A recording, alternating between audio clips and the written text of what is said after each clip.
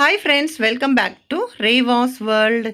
இன்னைக்கு நம்ம ரேவாஸ் வேர்ல்டில் என்ன வீடியோ அப்படின்னு பார்த்தீங்கன்னா, நல்ல சாஃப்டாக பஞ்சு போல் இருக்கக்கூடிய ஒரு இட்லி ரெசிபி தான் நம்ம இன்றைக்கி பார்க்க போகிறோம். இதுக்காக எந்த அளவு அரிசி உளுந்து எல்லாம் எடுக்கணும் அப்படிங்கிறத டீட்டெயிலாக இப்போ நம்ம பார்க்கலாம். இப்போ வாங்க வீடியோக்குள்ளே போகலாம். ஃபஸ்ட்டு ஒரு பாத்திரம் எடுத்து வச்சுருக்கிறேன். இதில் அரிசி சேர்த்துக்கலாம். நீங்கள் இட்லி அரிசி இல்லைன்னா ரேஷன் அரிசி எது வேணாலும் சேர்த்துக்கலாம். நான் இன்றைக்கி ரேஷனில் தர அரிசி மாதிரி தான் இருக்கும் எங்களுக்கு. அதிலிருந்து ஒரு 3 டம்ளர் அரிசி நான் சேர்த்துக்கிட்டேன். இப்போ இது கூட 1 டம்ளர் பச்சரிசி சேர்த்துருக்கேன். ஸோ நம்ம எந்த டம்ளரில் அளவு எடுக்கிறோமோ சேம் அதே டம்ளரில் தான் நீங்கள் லாஸ்ட் வரைக்கும் அளந்துக்கணும். 3 டம்ளர் புழுங்கல் அரிசியும் 1 டம்ளர் பச்சரிசியும் சேர்த்துக்கிறேன். இப்போ இதுக்கு பார்த்தீங்க அப்படின்னா அதே டம்ளருக்கு உளுந்து எடுத்துக்கிறேன். ஸோ உளுந்து அந்த நிறச்சி அது தலை தட்டின்னு சொல்லுவாங்களே அந்த அளவுக்கு நிறச்சி எடுக்காமல் கொஞ்சமாக பாக்கி வச்சுருக்கேன். ஸோ இந்த அளவு போட்டிங்க அப்படின்னாலே உங்களுக்கு கரெக்டாக இருக்கும். ஸோ இது கூட நம்ம வெந்தயமும் சேர்க்க போகிறோம். ஸோ வெந்தயம் பார்த்தீங்க அப்படின்னா 1 டீஸ்பூன் அளவுக்கு வெந்தயம் சேர்த்துக்கலாம். ஏன்னா வெந்தயம் சேர்க்கறதுனால இன்னும் நல்லா உங்களுக்கு இட்லி நல்லா சாஃப்டாகவும் வரும். அதே மாதிரி சீக்கிரமாக நல்லா புளிக்கிறதுக்குமே இது ஹெல்ப் பண்ணும். ஸோ அதனால் வெந்தயமும் சேர்த்துக்கிட்டேன். ஸோ இதை தனித்தனியாகவே நல்லா கழுவிடுங்க. கழுவிட்டு அதுக்கப்புறமா தேவையான அளவுக்கு தண்ணி ஊற்றி அப்படியே நம்ம ஊற வச்சுக்கலாம். ஏன்னா நம்ம ஊற வச்சதுக்கப்புறம் கழுவுறதோட ஃபஸ்ட்லேயே நம்ம கழுவிட்டு அதுக்கப்புறமா ஊற வைக்கிறது இன்னும் ஈஸியாக இருக்கும். ஸோ அதே மாதிரி நான் ஊற வச்சுக்கிட்டேன். ஸோ அதே மாதிரி பார்த்தீங்கன்னா நீங்கள் உளுந்தை ஒரு 10 நிமிஷத்துலேருந்து ஒரு அரை மணி நேரம் வரைக்கும் பார்த்தீங்கன்னா ஃப்ரிட்ஜில் வச்சு எடுத்துக்கோங்க. அந்த மாதிரி எடுத்தீங்க அப்படின்னா அது ஹீட் ஆகாமல் உங்களுக்கு மாவு நல்லா பொங்கி பொங்கி உங்களுக்கு வரும். ஸோ இந்த டிப்ஸையும் நீங்கள் ஃபாலோ பண்ணிக்கோங்க. ஏன்னா நம்ம அப்படியே போடுறதோட கொஞ்சம் நேரம் நம்ம ஃப்ரிட்ஜில் வச்சு எடுக்கலாம். சப்போஸ் அப்படி இல்லை அப்படின்னா நீங்கள் ஐஸ் க்யூப்ஸ் இருக்கு இல்லையா, அது கூட நீங்கள் சேர்த்துக்கலாம். ஏன்னா நம்ம உள்ளே வைக்கிறதுக்கு இடம் இல்லை ஃப்ரிட்ஜில் அப்படின்னா நீங்கள் ஐஸ் க்யூப்ஸ் நீங்கள் சேர்த்துக்கலாம். இப்படி சேர்க்கறதுனால மாவும் நல்லா பொங்கி வரும். அதே மாதிரி உங்களுக்கு அந்த மிஷினும் ஹீட் ஆகாமல் இருக்கும். அதுக்காக தான் இந்த டிப்ஸு. ஸோ இப்போ கொஞ்சமாக தண்ணி சேர்த்துட்டு நல்லா மிக்ஸ் பண்ணி விட்டுட்டேன். இது நல்லா அரையணும். ஸோ எப்பயுமே பார்த்தீங்க அப்படின்னா அரிசியோட உளுந்து அரைக்கிற டைம் தான் நமக்கு ஜாஸ்தி ஆகும். ஸோ அதனால் இது பார்த்தீங்கன்னா ஒரு 20லேருந்து 25 நிமிஷம் ஆகுது அப்படின்னா நமக்கு 10 நிமிஷத்துலேயே அரிசி அரைச்சிடலாம். ஸோ அவ்வளோதான். இப்போ நமக்கு நல்லா அரைப்பட்டுருச்சு. இப்போ நான் எடுத்துடுறேன். இப்போ கிரைண்டரை உள்ளே இருக்கிற மாவு காமிக்கிற மாதிரி நான் செட் பண்ணது கவனிக்காமல் செட் பண்ணிட்டேன். ஸோ அதனால் பெருசாக காமிக்க முடியல. அதனால் கையில் எடுத்து உங்களுக்கு நான் காமிச்சிருக்கேன் பாருங்கள். இப்போ இந்த அளவுக்கு மாவு நல்லா அரைஞ்சு வந்துருச்சு. ஸோ இப்போ நம்ம இந்த மாவை எடுத்துடலாம்.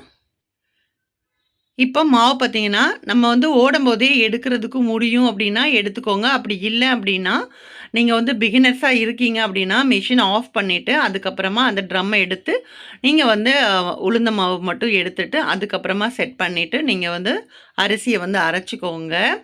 ஸோ இப்போ ஆல்ரெடி எங்களுக்கு ப்ராக்டிஸ் இருக்கிறதுனால கை வச்சு நான் எடுத்துக்கிறேன். இப்போ எல்லா மாவையும் நான் எடுத்துட்டு நான் உங்களுக்கு காமிக்கிறேன்.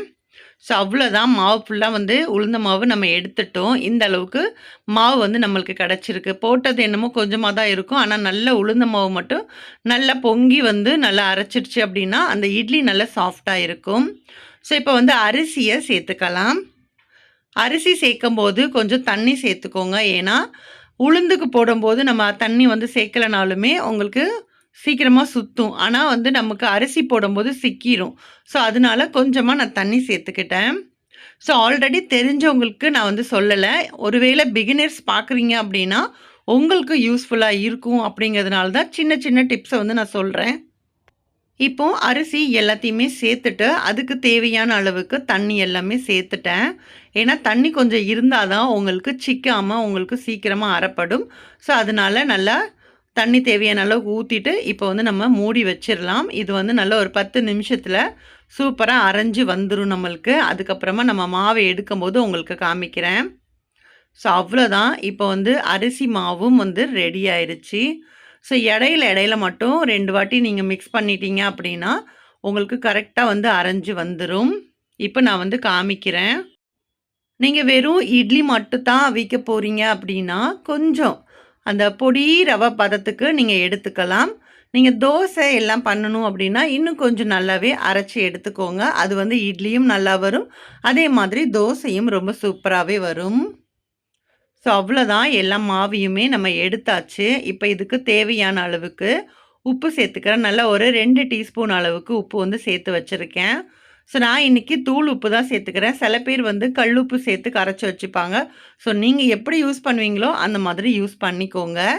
இப்போ மாவு பார்த்தீங்க அப்படின்னா இது 2யுமே நல்லா மிக்ஸ் ஆகணும். உளுந்த மாவும் அரிசி மாவும் நல்லா மிக்ஸ் பண்ணி விட்டுருங்க.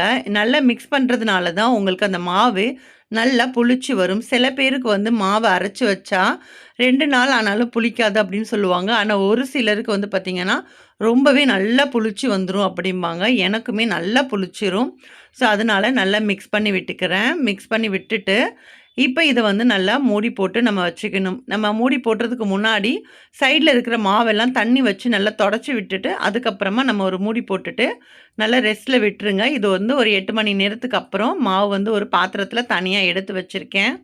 ஸோ இந்த மாவில் தேவையான அளவுக்கு தண்ணி எல்லாமே பார்த்துக்கோங்க. இந்த அளவுக்கு நம்ம இருந்தால் போதும்.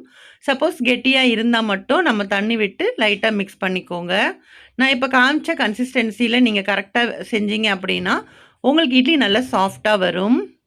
எப்பயுமே இட்லி மாவு வந்து பார்த்திங்க அப்படின்னா ரொம்ப கெட்டியாக இருந்தாலுமே உங்களுக்கு கல் மாதிரி ஆயிரும். ஸோ அதனால சில பேருக்கு தெரியாமல் நல்லா மிக்ஸ் பண்ணிவிட்டு அப்படியே ஊற்றி வைப்பாங்க. அப்படி ஊற்றினாலுமே கல் மாதிரி வரும். அதனால் இந்த கன்சிஸ்டன்சி பார்த்துக்கோங்க. இப்போ இட்லி ஊற்றிட்டு நான் வந்து எடுத்துட்டேன். ஸோ நீங்கள் அதுவுமே நீங்கள் துணி போட்டு நீங்கள் இட்லி அவிச்சிங்க அப்படின்னா இன்னுமே நல்லா சாஃப்டாக ரொம்ப நேரத்துக்கு அப்படியே இருக்கும். அவ்வளோதான், சூப்பரான சாஃப்டான இட்லி வந்து ரெடி ஆயிடுச்சு. இந்த இட்லி மாவு ரெசிபியும் இட்லியும் உங்களுக்கு பிடிச்சிருக்கும் அப்படின்னு நான் நினைக்கிறேன். உங்களுக்கு யூஸ்ஃபுல்லாக இருந்துச்சு அப்படின்னா உங்கள் ஃப்ரெண்ட்ஸ் அண்ட் ஃபேமிலிஸ்க்கு ஷேர் பண்ணி விடுங்க. வீடியோவுக்கு ஒரு லைக் பண்ணிவிட்டு அப்படியே நம்மளோட சேனலை சப்ஸ்கிரைப் பண்ணிவிட்டு சப்போர்ட் பண்ணுங்கள். தேங்க்யூ.